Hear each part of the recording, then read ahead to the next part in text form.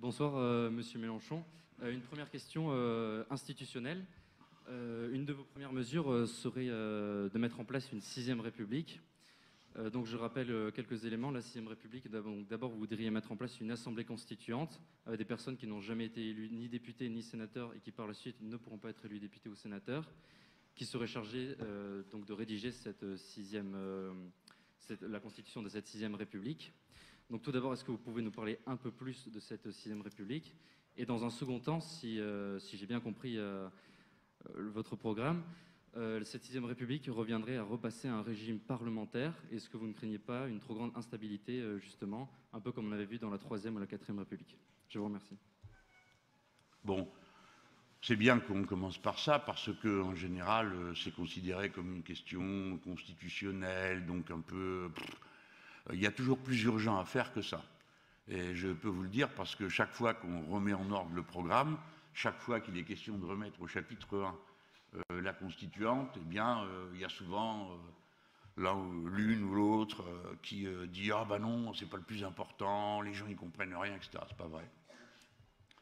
Évidemment, c'est à nous d'expliquer quel rapport il y a entre le changement de constitution et ce que vivent les gens et les raisons pour lesquelles ils rejettent les institutions actuelles.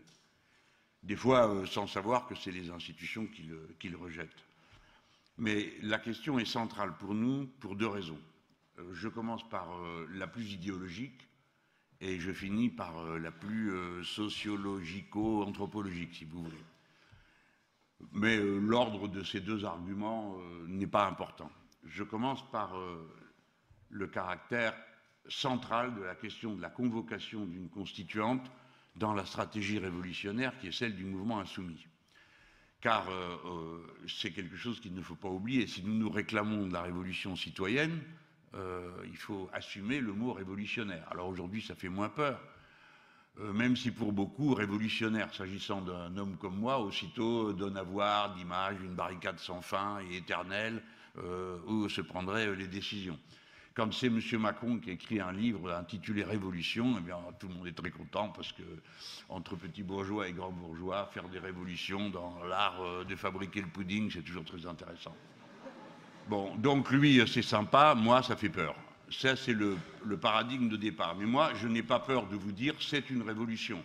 Je sais où je suis et à quel niveau d'instruction je m'adresse. Donc, ce ne sont pas les impressions ni les émotions qui doivent l'emporter, mais la raison.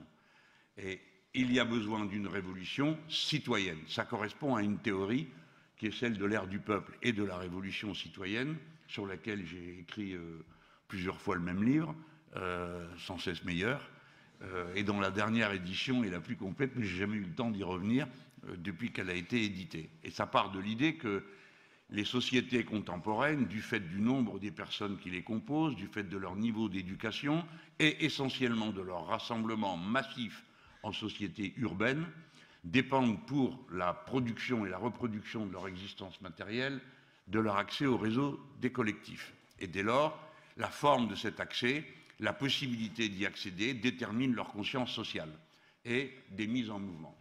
Des révolutions citoyennes sont le résultat de la mise en mouvement de millions de gens qui veulent accéder à leurs droits, qui veulent, pour l'essentiel, s'il fallait résumer, contrôler leur existence. Et pour contrôler leur existence, sont conduits à mettre en cause les systèmes qui leur refusent ce contrôle, soit parce qu'ils en sont privés, je parle des collectifs, soit parce que l'organisation politique leur rend insaisissable la situation et amène à zéro leur capacité d'intervenir dessus. Excusez-moi si ça paraît un peu abstrait, mais je suis sûr que ici je peux le faire comme ça, tout le monde suit. Donc la révolution citoyenne, c'est une révolution dans le sens où elle change en partie le statut de la propriété, dans le sens où elle change la hiérarchie des normes, en plaçant au lieu de la concurrence libre et non faussée, la solidarité et la coopération au sommet de la pyramide des hiérarchies, et enfin, change l'ordre politique parce que c'est une autre organisation politique de la société et des systèmes de représentation permettant notamment l'intervention populaire à tout moment dans la politique par le biais de référendums d'initiative citoyenne ou de référendums révocatoires pour virer les gens qui exercent le pouvoir au nom des autres quand ils estiment que c'est nécessaire.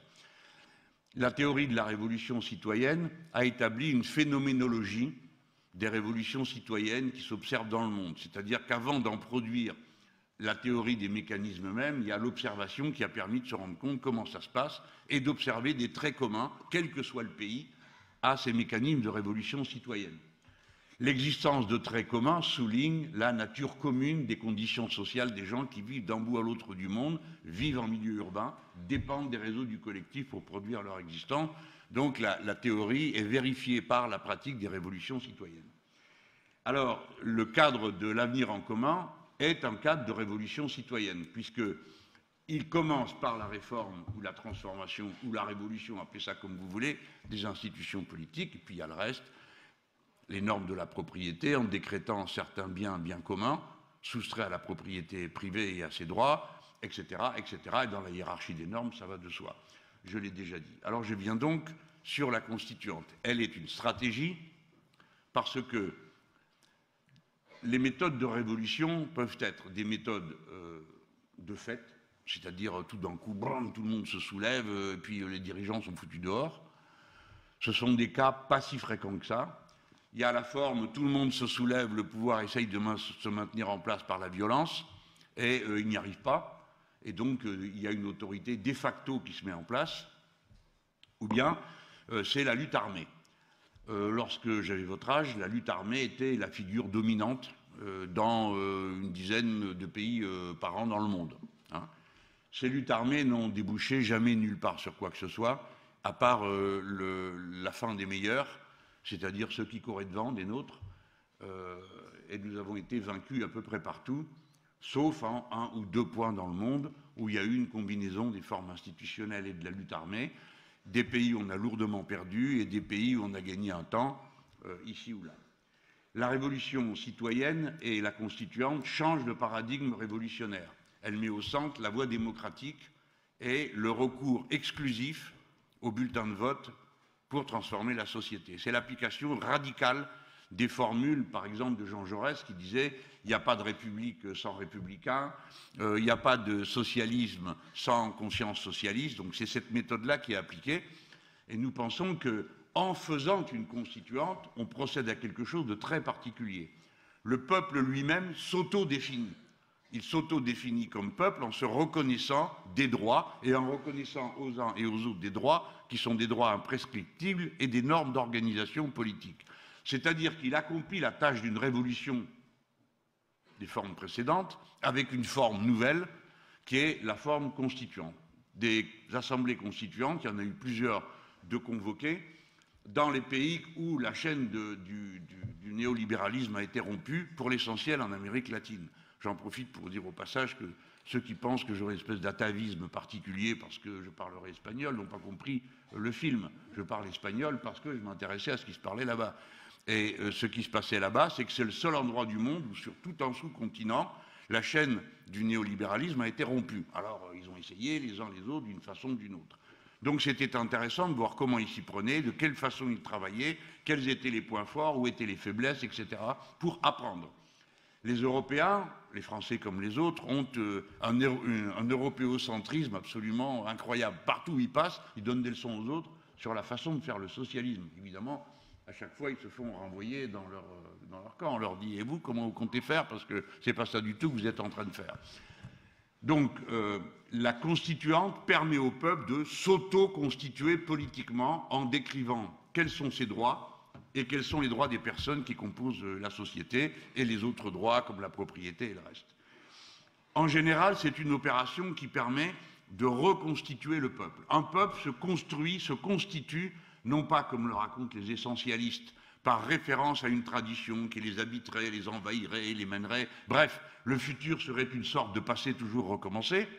Mais les peuples et les nations se constituent à travers l'acte qui constitue la nation en général, l'intervention politique. Pour nous, Français, la Révolution de 89, 2 guerres mondiales menées dans des conditions abominables, etc., etc. Les Français, indépendamment de tout le reste, ont besoin de cette refondation. La Constitution de la Ve République a été adoptée en 1958. Elle a été réformée depuis 24 fois, dont seulement 2 fois par référendum. C'est dire que de l'intérieur même, ceux qui la pratiquaient comprenaient que ça commençait à coincer. La tâche fondamentale de la Ve République était d'instaurer un pouvoir politique assez fort pour régler un problème qui tenait à la substance de la nation, qui était fondamental, la décolonisation et en particulier l'abandon de 13 départements français dans l'Algérie alors française. Il fallait donc qu'il y ait un pouvoir de nature césarien et bonapartiste qui donne à un homme le pouvoir de trancher le nœud gordien de cette affaire.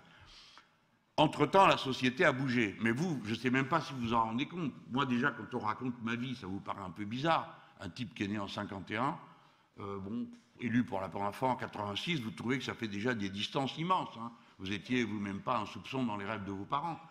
Mais, bon, alors imaginez 58. Je vais me contenter de quelques données. En 1958, la France est un pays rural, encore. La population urbaine ne domine pas dans la proportion dans laquelle nous sommes aujourd'hui. C'est un pays dans lequel les femmes n'ont pratiquement aucun des droits qu'elles ont aujourd'hui, même si ce ne sont pas des droits effectifs. Par exemple, elles n'ont pas le droit d'avoir un carnet de chèques, sans l'autorisation de leur époux, etc., etc. Aucune n'a accès ni à la contraception, ni à l'interruption volontaire de grossesse, c'est-à-dire à la pleine propriété de soi-même. Ça, c'est la France de 1958, j'en passe, et des meilleurs. C'est 10% de la population qui a le baccalauréat. Aujourd'hui, chaque année, c'est 760 000 personnes qui ont le baccalauréat, 80% d'une classe d'âge, et dedans, 56% de jeunes femmes, qui bénéficient, même si ce droit n'est pas toujours accessible, et du droit à l'IVG et du droit à la contraception. Ce sont des modifications fondamentales de la condition humaine. Pour ce qui concerne la société dans son ensemble, évidemment, les garçons aussi sont à 80% de la classe d'âge bachelier, etc., etc. Je ne multiplie pas. L'immigration a eu pour résultat que si en 1950, un Français sur 10 avait un grand-parent étranger, aujourd'hui c'est 1 sur 4. Donc tout le pipeau qu'on me fait contre la créolisation, qui n'est pas un projet politique, c'est simplement un constat d'évidence. Comme si vous regardez autour de vous, eh bien, vous n'y verrez le plus souvent que des Français. Et ce sont des Français différents de ce qu'ils étaient, parce qu'entre-temps, les cultures ont changé, les modes de vie, les mœurs, et tout le reste. Voilà, rien d'autre. Aujourd'hui, je vous l'ai dit, c'est 1 sur 4. Et donc, le besoin est là d'une commotion politique qui forge un peuple commun au moment où on l'a haché menu par des statuts sociaux qui a explosé les conditions du travail, précarité partout, 85% des entrées au boulot dans des CDD ou moins que des CDD, etc., etc. Donc la société a été pulvérisée dans la dernière période par le néolibéralisme. Et tout le reste de la société a été pulvérisé en même temps, car aux grandes plaques sociales correspondaient des grandes plaques syndicales, associatives, auxquelles correspondaient des grandes plaques idéologiques, auxquelles correspondaient des partis. Tout ça est parti en morceaux. Et par conséquent, eh bien, la constituante est une stratégie qui rassemble le peuple en le conduisant à prendre position politiquement. Alors d'un côté, de l'autre, etc. Ça ne préjuge pas quelle forme ça va prendre. Donc voilà, ça c'est, pardon, je suis un peu long, mais bon, ça c'est la partie stratégique. Et la partie sociologique, je viens de l'aborder en même temps devant vous. Il faut que vous rendiez compte que depuis 2017, et ce n'est pas un hasard si cela correspond, il n'y a plus une élection qui ait rassemblé plus de la moitié du corps électoral. Autrement dit, à toutes les élections, 50% du peuple est en grève et ne vient pas voter, ne participe pas à la décision politique. Ce qui veut dire que c'est un nombre extrêmement limité de personnes qui prend les décisions. Et ce nombre limité de personnes est sociologiquement typé. Les décisions qu'il prend ensuite correspondent à leur univers mental, pour ne pas dire à leurs intérêts de classe, mais parce que je ne veux pas trop rudoyer la conscience citoyenne, mais correspond à une vision du monde avec des priorités, des urgences et d'autres qui n'en sont pas. J'ai regardé par exemple la liste des questions que vous voulez me poser ce soir, il n'y en a pas une qui traite du partage de la richesse. Et non mais je ne vous en veux pas, hein, on ne peut pas parler de tout. Mais c'est pour dire que nous sommes tous aussi socialement déterminés par les conditions dans lesquelles nous existons. Karl Marx n'a pas eu faux sur tout quand même. Hein. Ou bien Sartre si vous préférez. La conscience précède... Non, l'existence précède la conscience. Voilà. Voilà pour l'importance de la question de la constituante. Je n'ai pas voulu en rabaisser l'intérêt. Non, ce n'est pas juste un ajustement institutionnel. C'est une œuvre de transformation radicale du pays commence par la nécessité que tout le monde s'en mêle. Et comme il n'y a pas moyen d'y obliger les gens, on va faire une constituante. On a du temps, si vous regardez. Si vous m'élisez en 2022, la suivante élection qui a à voir avec l'organisation constitutionnelle de l'État n'intervient pas avant 2026. Puisque, entre-temps, la seule chose qu'il y aura, c'est des élections européennes qui, elles, né varietur, ont lieu aussi longtemps que la France est membre de l'Union européenne. Par conséquent, on peut se redonner, y compris sur ce terrain, quelque chose d'extrêmement précieux et qui sera, pour moi, important dans tous les domaines, la reconquête du temps long. On n'est pas obligé de faire une constituante en 6 mois.